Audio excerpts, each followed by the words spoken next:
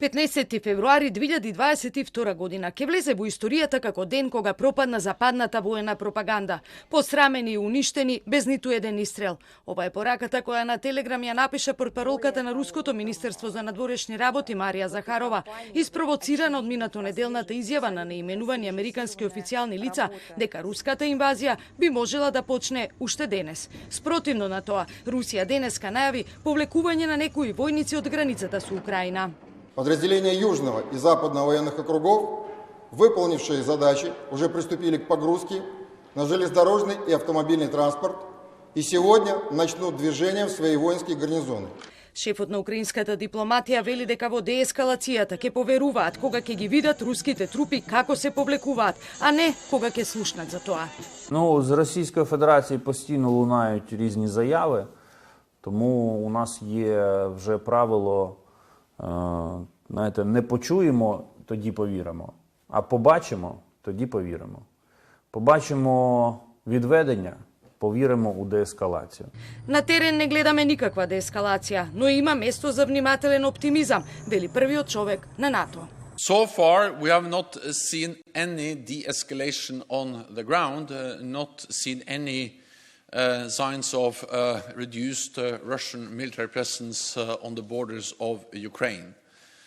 But we will continue to monitor and to follow closely what Russia is doing. And the signs coming from Moscow about willingness to continue to engage in diplomatic efforts, that gives some reason for cautious optimism. Европската Унија во меѓувреме е подготвена да разговара за безбедносните гаранции кои ги бара Москва. На Украина никогаш да не и биде дозволено да се приклучи на НАТО. Германскиот канцелар Шулц седна на 6-метарската маса со Путин на повеќечасовни разговори во обид да ги приближат ставовите за зачувување на европскиот мир. Natürlich ist klar, dass wir jetzt in dieser Zeit über die schwierige Situation, was Frieden und Sicherheit in Europa betrifft, zu sprechen haben, wie Sie das ja auch schon mit meinem französischen Amtskollegen getan haben. Aber ich bin froh, dass das jetzt möglich ist und dass wir darüber sprechen können. Denn das Wichtigste ist ja, dass wir die Beziehungen zwischen den Staaten durch gute Gespräche miteinander lösen und das der Weg ist, wie das geschieht.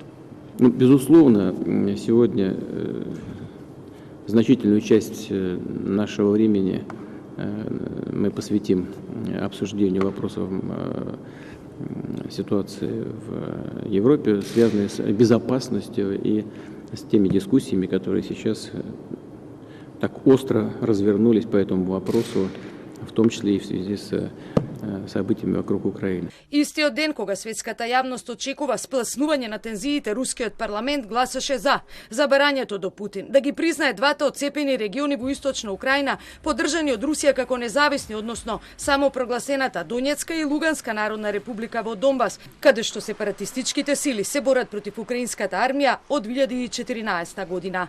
Иако портпаролот на Кремљ нагласи дека одлуката не е обврзувачка, јасно е дека ако Путин ги признае како суверени и независни држави, тоа ќе биде крај на секаков мировен процес со Украина.